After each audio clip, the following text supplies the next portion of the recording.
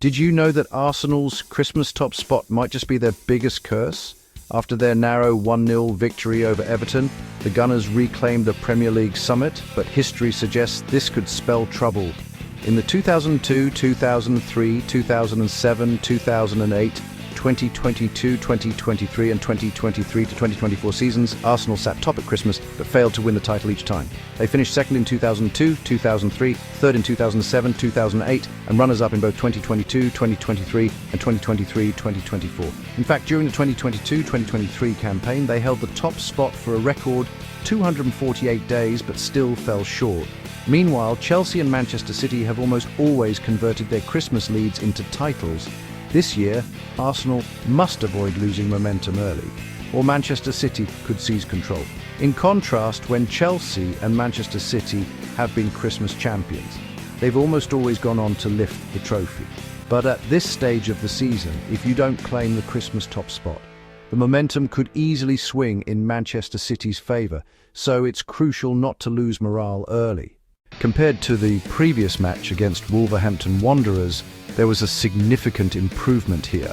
Arsenal didn't invite pressure late in the game. In the last match, they dropped too deep at home, practically parking the bus. No wonder Declan Rice looked furious when he went to celebrate with his teammates after the goal. Not out of anger, but with an edge of frustration. As if to say, why wait for a last-minute winner when the game shouldn't have been that close? His reaction, though we couldn't hear his words, clearly wasn't pure joy. Reports also mentioned Martin Ødegaard's dissatisfaction with the team's performance in the dressing room. When even the players react this way, I don't understand why pointing out flaws post-match causes backlash. Let's be honest, winning doesn't always require playing beautifully. Back in the Hong Kong First Division, I often watch teams like Seiko and Bulova, and not every match was a spectacle. Factors like fixture congestion, fatigue, form, and new signings settling in all play a role. Yet some fans dismiss criticism with comments like, 3 points are all that matter, who cares about style? They'll even cite Jose Mourinho's Chelsea and their so-called boring 1-0 wins as examples. But let's remember, even Chelsea's attacking trio of Damien Duff, Joe Cole, Didier Drogba and Arjen Robben didn't deliver champagne football every week. This season we've had big wins too, 5-0 against Leeds United, 3-1 over Bayern Munich and 2 4-1 victories. When Rice and Ødegaard express frustration, it's clear the issue of inviting pressure is real.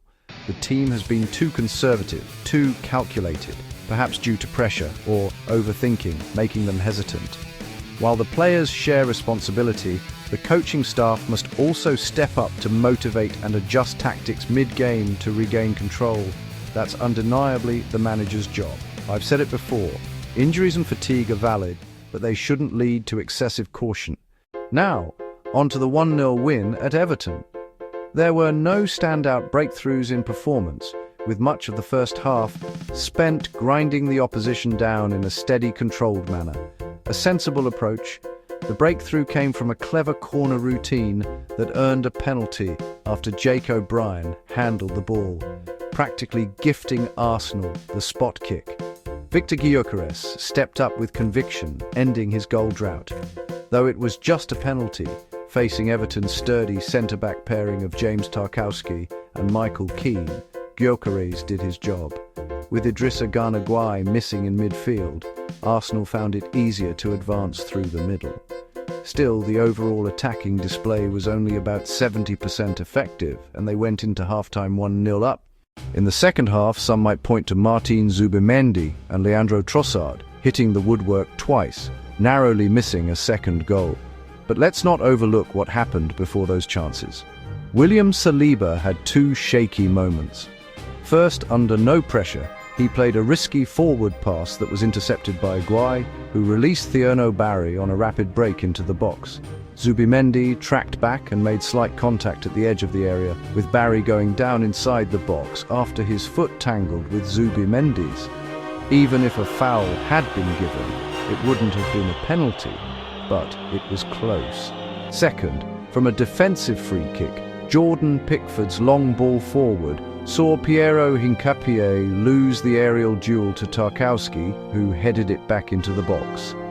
Saliba was slow to react, and Barry got to the ball first before Saliba caught his foot. Thankfully, no penalty was awarded.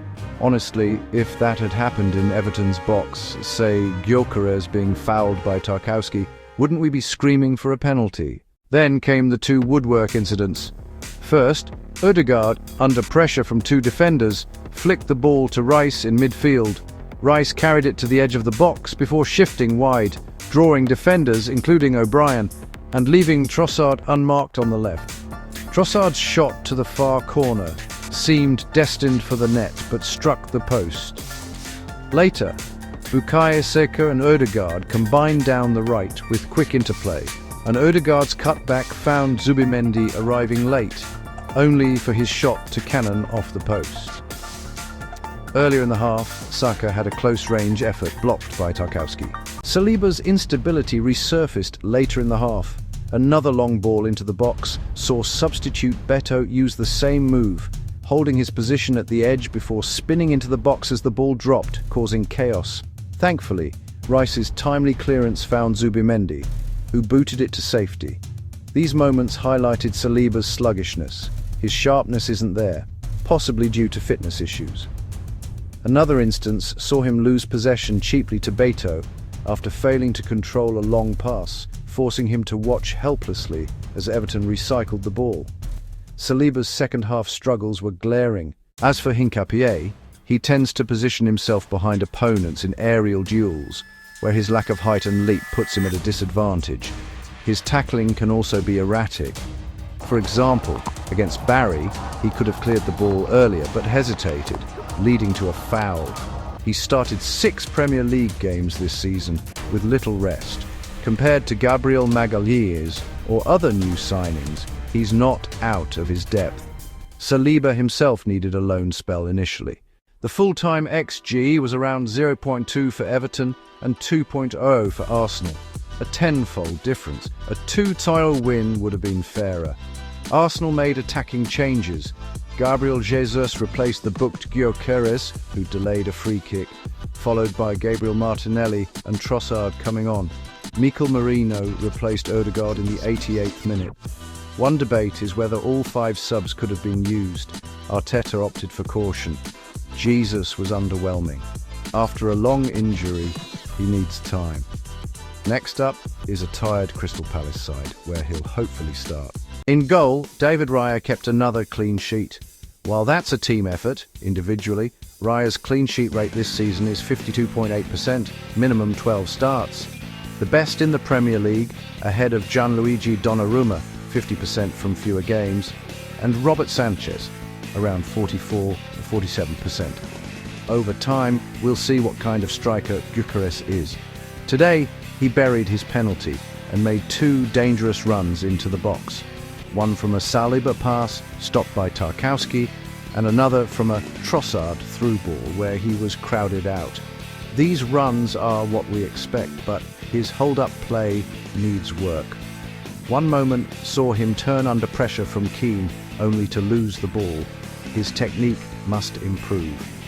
Most crucially, he needs to learn how to receive and retain possession while waiting for support. If he can't control the ball, his finishing won't matter. Still, his movement is promising, and he's one of our own. Everton's bench. Tim Iroegbunam has 581 minutes, 7 starts. Dwight McNeil had 166 before this game. Charlie Alcaraz fared better against Arsenal with around 593 minutes. Compare that to Guy's 1,500-plus minutes or Jack Grealish's 1,300-plus cross-team reference. These are undisputed starters. Tyler Dibling's situation is worse with just 97 minutes. Essentially, Everton are over-reliant on key players, leaving backups undercooked. Strictly speaking, they fielded a half-strength side against Arsenal. That's not an exaggeration. Ricardo Calafiore's threat in the box has waned lately, including his shooting, making Trossard the clear choice on the left today. As for Martinelli, should he be sold in January for a stronger winger like Antoine Semenyo? I'm torn. Unless a club, say from Saudi Arabia, offers big money and he's keen to leave, I'd keep him. He's proven himself in the Champions League, and Arsenal remain title contenders. It'd be unfair to discard his efforts if we win silverware. At least wait until summer. Other positions also need attention. How resources are allocated will shape outcomes. Players like Eze must fit the system alongside Saka and Ødegaard. With the festive fixture pile-up, we'll take it game by game. Work keeps me busy, so live streams may be limited, but I'll stay on top of post-match analysis. That's all for this episode.